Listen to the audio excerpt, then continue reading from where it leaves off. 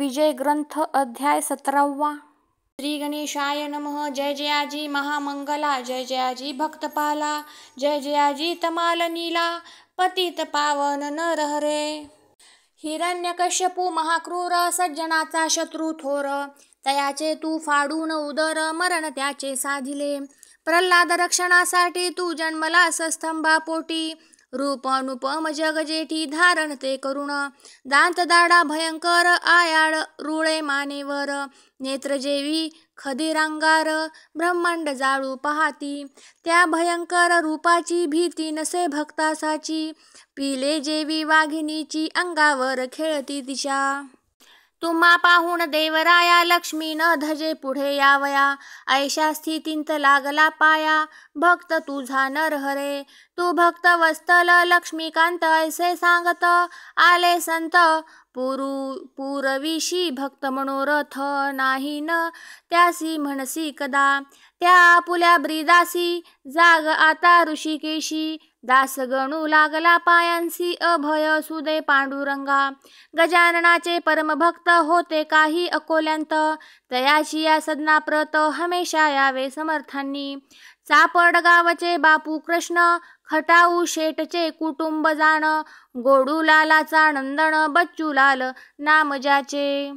जिजाबाई पंडित आणि कही होते बहुत, त्यांची नावे तुम्हाप्रत किती सांगू विभूद हो. एके वेळी अकोल्यांत आले गजानन स्वामी समर्थ, खटाऊच्या गिरिनींत मुक्काम त्याने ठेविला. एक भक्त मलकापुरी, विष्णुसा नामे निर्धारी, त्याच्या वाटले अंतरी समर्थ आणावे मलकापुरा. त्याने आमंत्रणाचा वशिला भास्कराच्या द्वारे लाविला, हाच भास्कर होता झाला समाधीस्थ अडगावी. तो त्यावेळी होता जवळ, करी कारभार अंगे सकळ, विष्णुसाला होते बळ याच भास्कर पाटलाचे. भास्कर म्हणे मलकापुरी, चला समर्था लवकरी, भक्त विष्णुसाच्या घरी बोलावण्यास आला तो. मनोरथ येथील भक्तांचे तुम्ही पुरविले असतीसाचे, आता मलकापुरीचे लोक वाट पाहती. तई समर्थ म्हणाले भास्करा, सध्याच मी मलकापुरा येत नाही जाण खरा, तू आग्रह करू नको. फार आग्रह करशील तरी फजित पावशील, याचा विचार करी खोल. मी न बोललो काहीतरी, दोरी सिद्धल्या फार ताण, ती मध्येच तूट तसे जाण, मी न हलणार येथून, तू या फंदांत पडू नको. भास्कर बोले त्यावरी, काही असो मलकापुरी, चला विष्णुसाचे घरी, हीच विनंती गुरुराया. मी तुमचा लाडका, मसी धक्का देऊ नका, मी भरवसा दिला देखा, तुम्हा घेऊन येण्याचा. ती प्रतिज्ञा माझी पुरी, तुम्ही करावी आज खरी. चला आता स्टेशनावरी, गाडींत बसाया कारणे. ऐसा आग्रह करून घेऊन आला गजानन, मलकापुरा कारण न्यावयासी श्रोते हो. भास्कराने विनवणी स्टेशन मास्तरा करोनी, 12 जणांचा डबा त्यांनी खाली करविला संतास्तव. महाराज तैसेच बैसले, ते न काही बोलले, जागेवरून नाही उठले गाडी सुटेपर्यंत. तो गाडी सुटण्याचा घंटा झाला अखेरीचा, डोळा चुकून भास्कराचा लीला केली ऐशा रीती. जो डबा मोकळा केला तो त्यांनी सोडून दिला, योगीराज जाऊन शिरला बायकांच्या डब्यामध्ये. आधीच मूर्ती दिगंबर, स्त्रिया घाबरल्या असती फार, त्यांनी वर्दी अखेर दिली असे पोलिसाला. पोलिसाचा अधिकारी तेथे आला सत्वरी, महाराजाला धरून करी खाली ओढू लागला. अरे वेड्या नंग्या पीरा, अक्कल कैसी तुझ नाजरा, बायकांच्या डब्यांत खरा येऊन कैसा बैसलास. ही सडा देऊन त्याच्या हाता तेथेच बसले तत्वता, अधिकाऱ्याची भीती चित्ता मुळी न त्याच्या वाटली. मग तो अधिकारी भला स्टेशन मास्तराकडे गेला, म्हणे डब्यापासी आता चला बायकाच्या माझ्या सवे. दोघे डब्याजवळ आले, तो मास्तराने पाहिले, योगीराज बसलेले बायकांच्या डब्यांत.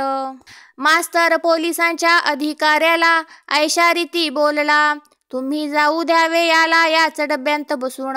हा आहे संत थोर, चालता बोलता ईश्वर, याच्या हातेन होणार गुन्हा तो केव्हाही. ते ऐकून अधिकारी बोलता झाला ऐशा परी, मी दिली आहे तार खरी ये विषयी वरिष्ठाला. आता माझ्या हातांत काही न राहिले यत्किंचित, मी वर्दी दिली तुम्हा प्रत, तुम्ही वाटेल ते करा. स्टेशन मास्तरांनी आपली टोपी काढूनी बहु आदर दाखवून विनंती केली महाराजा, तुम्ही खाली उतरावे माझे एवढे ऐकावे, कायद्याचे आणावे प्रयोजन आपुल्या मानसी. महाराज उतरले खालती, पुढे खटला भरला त्यांचे वरती, कायद्याप्रमाणे निश्चिती जठार साहेबासमोर. त्यांनी फिर्याद घेतली त्याची तारीख नेमली, शेगावावरती भली चौकाशीची श्रोते हो. बापूसाहेब जठार आले शेगावांच्यावर, डाक बंगल्यांत झाले स्थिर, करण्या चौकशी खटल्याची. व्यंकटराव देसाई अकोल्याचे होते पाही, तेही आले ते ठाई काही कामानिमित्त. महाराजांच्या खटल्याची गावी पुकार झाली साची, म्हणून मंडळी शेगावाची फार मिळाली बंगल्यावर. तै देसाई म्हणती जठरास, आज कोणता खटला विशेष, तुम्हा पुढे आहे खास, म्हणून मिळाले लोक हे. जठार म्हणाले त्याते, याचे कारण तुम्हा ते कैसे न कळले वाटते, हेच मला आश्चर्य. तुमचे स्वामी गजानन नंगे फिरती म्हणून पोलिसांनी भरून हा खटला पाठविला. त्या खटल्याची चौकशी होणार आहे आज दिवशी, म्हणून वाटते ऐसे मसी लोक हे जमले असावेत. हे ऐकता भाषण व्यंकटराव झाले खिन्न, बोलते झाले कर जोडून खटला हा न चालवावा. श्री गजानन साधूची योग्यता आहे थोरसाची, मी मूर्ती भगवंताची आहे पहा प्रत्यक्ष. ती विदेही पुरुष जाणा, बंधन त्याला कशाचे ना, तो योग्यांचा योगी राणा, वंदनीय अवघ्यांते. खटला भरला हीच केली पोलिसांनी चूक भली, ती पाहिजे दुरुस्त झाली आज आपुल्या कराणे. जठार म्हणती वकिलाला, तुम्ही जाणता कायद्याला, याचा पाहिजे होता केला विचारतो पोलिसांनी. कारकुणा म्हणती बोलावणे, धाडा गजानना कारणे, ते ऐकून एक त्याने जवान पोलीस पाठविला. तो येऊन समर्थासी म्हणे चला आता कचेरीसी, अधिकाऱ्याने तुम्हासी मज धाडिले बोलावण्या. बऱ्या बोलाने चलावे फजितीस ना करून घ्यावे, ना तरी मला लागेल न्यावे तुमच्या हाता धरून. तई बदले गजानन आम्ही न उठू येथून, तुझे पाहतो शिपाई पण ये धरी माझ्या करा. शिपायाचा हात धरिला तो ना सुटे, किमपी त्याला रक्तप्रवाह बंद झाला त्या दाबाच्या योगाने. हातासी लागली कळ, जीव झाला व्याकुळ, करू लागला तळमळ शिपाई तो त्याच ठाई. शिपायासी वेळ झाला म्हणून पाठविले वकिलाला, त्या व्यंकटराव देसायाला समर्थासी आणावया. जठार म्हणती तुम्ही जावे समर्थासी घेऊन यावे, लोकांसी न जमू द्यावे बंगल्याभोवती निरर्थक. इतक्यांत आला समाचार पोलिसाचा धरला कर, बसविला एका जागेवर महाराजांनी सहज लिहिले. मग देसाई तेथे आले त्यांच्या भक्तासी बोलले, यावेळी नेसविले पाहिजे समर्था धोतर. ऐसी सल्ला मिळता क्षणी धोतर नेसविले भक्तांनी, ते टाकिले सोडून समर्थांनी रस्त्यांत. गेले नागवे कचेरीस सवे होता भास्कर शिष्य, जठारांनी पाहता त्यास दिली खुर्ची बसावया. या महाराज बसा येथ तुम्ही नागवे गावांत, का फिरतास दोदीत हे काही बरे नव्हे. नागवे फिरणे हाच गुन्हा कायद्यांनी ठरविला जाणा, म्हणून विनंती आपणा द्या हे सोडून नंगेपण. ऐसे जठारांचे भाषण घेतले स्वामींनी ऐकून, आणि केले हास्यवदन उत्तर त्यासी द्यावया. तुला काय करणे यासी चिलीम भरावी वेगेसी, उगीच नसत्या गोष्टीसी महत्व न यावे निरर्थक. ते ऐकता भाषण जठार गेले विरघळून, जनरीतीचे याला भान मुळीच नाही राहिले. हा वृषभदेव भागवतीचा किंवा शुकाचार्यसाचा किंवा वामदेवाचा हा दुसरा अवतार. हा निजानंदी सदा रत खचित आहे जीनन्मुक्त नये लाविता या प्रत गुन्हा विचारे केव्हाही जेवी अग्नीचा अग्निपणा अग्नी सोडित नसे जाणा परी अग्निहोत्र्यांना कुंडांत ठेवणे भाग त्यासी अग्निदेव म्हणून ठेविल्या कुंडा वाचून तो करील दग्ध सदन हा दोष त्याचा नसे तैसे याचे नागवे पण आहे अग्नीचे समान म्हणून याचा शिष्यगण आहे अपराधी ये विषयी वस्त्ररूपी कुंडा ठाई जरी हा ठेविला असता पाही तरी हरकत नव्हती काही सर्वांस सुखद होते ते ऐसा विचार पूर्ण केला जठरांनी चित्ती भला आणि हुकूम फरमाविला त्यांनी पुढील प्रमाणे महाराज मूळचे जीवन मुक्त त्या ठेवणे व्यवस्थित भास्कराचे काम सत्य होते न ते केले त्यांनी म्हणून मी भास्कराला 5 रुपये दंड केला ऐसा खटल्याचा निकाल झाला जठारा पुढे शेगावी समर्थ म्हणाले भास्करासी पुन्हा ऐशाग्रहासी करशील का सांग मशी निज फजिती करून घ्याया भास्कर काही न बोलला मौन धरून राहिला तेथोन मंडळींनी केला ऐशा प्रकारे विचार समर्थासी अग्निरथी न बसवा येथून कल्पांती विनाकारण कटकटी होती ते काही बरे नव्हे हा क्रम कित्येक दिवस चालला असे शेगावांस भक्त बैलाच्या गाडीस बसवू लागले महाराजा या रीती अकोल्यासी आले एकदा पुण्यराशी बापूरावाच्या सदनासी जाऊन या उतरले याच वेळी यवन जातीचा साधू महता बशा नावाचा होता कुरुम गाविसाच्या मूर्तिजापुरा सन्निध त्याने बापूरावा प्रती सांगितले होते ऐशा रीती जेव्हा समर्थ अकोल्यास येती तेव्हा आम्हा कळवावे अकोल्यांत आल्यावर श्री गजानन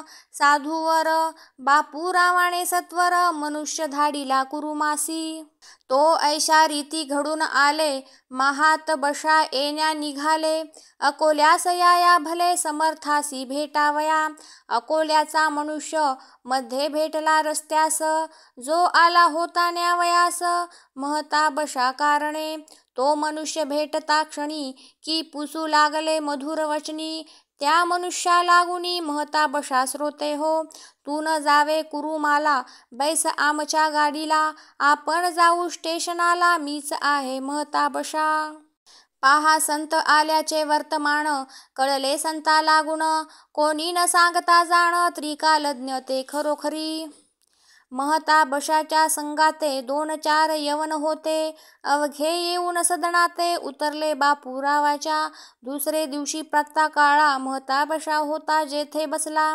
महाराज आले तया स्थळा निज लिले करून महता बशाचे धरून केंस समर्थांनी ताडिले त्यास त्या ताडण्याचा उद्देश हाच होता विबुध हो यवन जातींत जन्मून काही न केला उपयोग जाण यवनाचे आंडदांडपण नाही अजून गेले रे या आडदांडपणांनी तत्वघात होईल जाणी मृत्यूलोकींचे अवघे प्राणी चिंताग्रस्त होतील तुझे महताब आहे नाव त्याची काय आठवण ठेव दोषरूपी तमावाव तुझ्या पुढे मिळू नये हा द्वेषरूपी अंधार वाढत चालला वर्षेवर याची नाही तुला खबर म्हणून तुझला ताडिले ऐसा मिळता इशारा महता वशाचे तोषला खरा साधूच साधूच्या अंतरा जाणता ती निसंशय जेव्हा महता बशा ते ताडिले तई संगतीचे यवन भले कावरे बावरे होते झाले तो प्रकार पाहून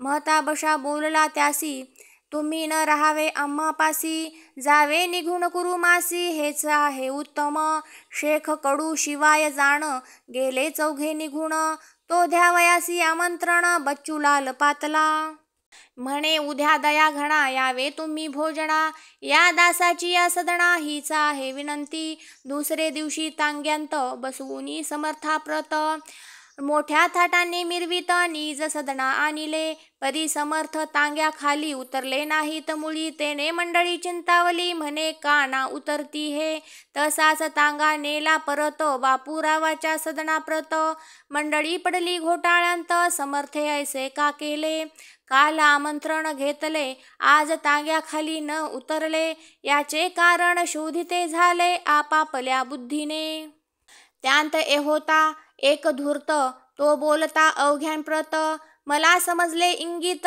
या गोष्टीचे ए वेळा. महता बशाला वगडिले म्हणून महाराज नाही उतरले, भोजनाचे कान केले महता बशाला आमंत्रण. आता घेऊन दोघांसी बसून एका तांग्यासी, म्हणजे ते निश्चयेसी उभयताही येतील. तेच वाक्य खरे झाले दोघांलाही मिरवीत नेले, महता बशाला उतरविले मंदिराजवळील थेटरांत. श्रीरामाच्या मंदिरी गजाननाची उतरली स्वारी, परी तेही गेले अखेरी उठोनिया थेटरांत. अवघ्यांची झाली भोजने मग महता बशा लोकांस म्हणे, मला तुम्ही तिकीट देणे पंजाबचे काढून. तै शेख कडू बोलला त्या महता बशा फकीराला, तुम्ही कुरुमच्या मशिदीला टाकून कैसे जाता हो. ती मशीद बांधून पंजाबाशी जावे आपण, काम अर्धे टाकून जाणे उचित नसे तुम्हा. महताब शेख कडूशी बोलता झाला प्रेमेशी, आग्रह करू नका मशी ए वेळी निरर्थक. गजाननाचा हुकुम झाला मजसी पंजाबांत जाण्याला, आता एक क्षणही या स्थळा मी न राहू शके हो. समर्थाच्या कृपे करून मशिदीचे काम पूर्ण होईल हे माझे वचन सत्य तुम्ही मानावे. धर्माविषयी द्वैत संता ठाई नसते सत्य, ते अवघ्या धर्माप्रत समसमान मानिती. खुळे देऊळ मशिदीची तुम्ही नका वाढवू साची, ती वाढता दोघांची आहे हानी होणार. सामान देऊळ मशिदीचे एकची आहे साचे, आकाराने भिन्नत्व त्याचे मानून भांडू नये हो. यवन तेवढा खुदाचा आणि हिंदू काय भूताचा, पोक्त विचार करायाचा मनुष्यपण टिकवावया. तरीच होईल कल्याण हिंदू आणि मुसलमान, ही एकाच देवापासून निर्माण असती जाहले.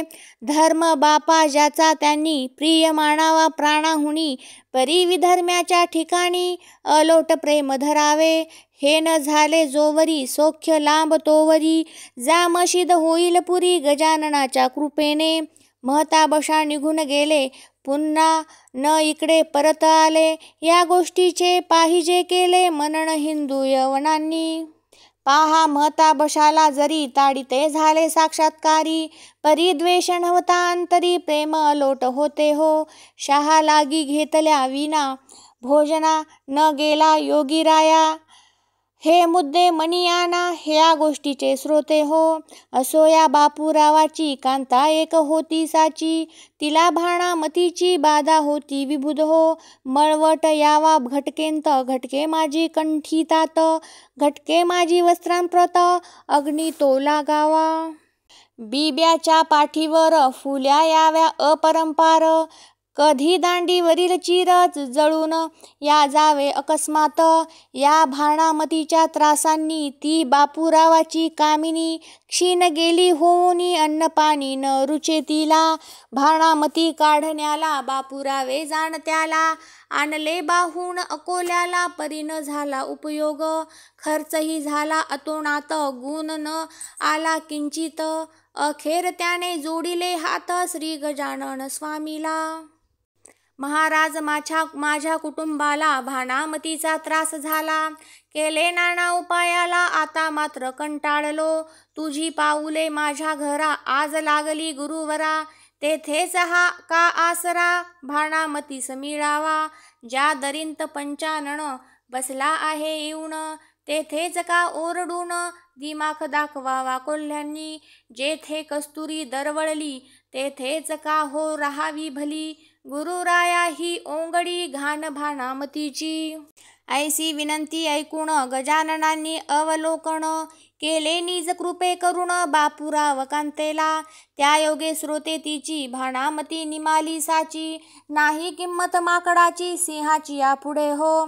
असो एकदा फिरत फिरत महाराज आले अकोटांत, नरसिंगजीला भेटण्याप्रत बंधू आपला म्हणून. त्याच्या मठाशेजारी एक विहीर होती खरी, जाऊन त्या विहिरीवरी बसले गजानन महाराज. पाय अंत सोडिले डोकावून पाहू लागले, आंतील जला लागी भले वरच्यावरी श्रोते हो. पाहून त्यांची ऐशी कृती लोक साशंक झाले चित्ती. नरसिंग महाराज विचारती, अरे हे काय करतोस? गोदा यमुना भागीरथी तुम्हासाठी येथे असती. आणखी तीर्थे आहेत किती हे पाहतो डोकावून. तुला त्यांचे घडते स्नान, मी का राहू तसाच जाण. या तीर्थांनी मला स्नान आज येऊन घालावे. त्यांनी स्नान घातल्या विना मी न येथून हले जाणा. ऐशा ऐकून भाषणा कैक म्हणाले या रीती. खरोखरी हा आहे पिसा, शेगाव नादी लागला कैसा. जरा थांबा येथेच बसा, काय करी हा पाहू पुढे. तो विहिरींतील जलाप्रत उकळ्या उठल्या अगणित. श्रोते एका निमिषांत विहीर भरली पाण्याने. हजारो कारंजाच्या परी गजाननाच्या अंगावरी वर्षू लागले पहावारी. त्या विहिरीचे ते धवा. लोका म्हणती गजानन या रे स्नाना लागून. नाही उरले प्रयोजन विहिरी माझी उतरण्याचे. गंगा यमुना गोदावरी वरता आली आहे खरी. स्नान साधा ए अवसरी या पुण्य सरितेचे. भाविकांनी केले स्नान निंदकांनी खाली मान.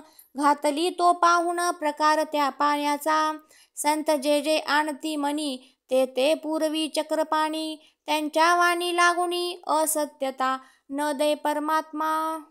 स्नान होता समर्थ उठले पाणी पहिल्या परी झाले. विहिरीच्या त्या तळास गेले उकळ्या बंद जाहल्या.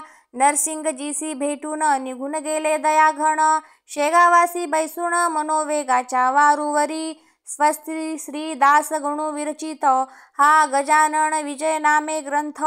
तारक होवो भवाब्धीत भाविक भक्तांकारणे. शुभं भवतु श्री हरी हरार्पणमस्तु.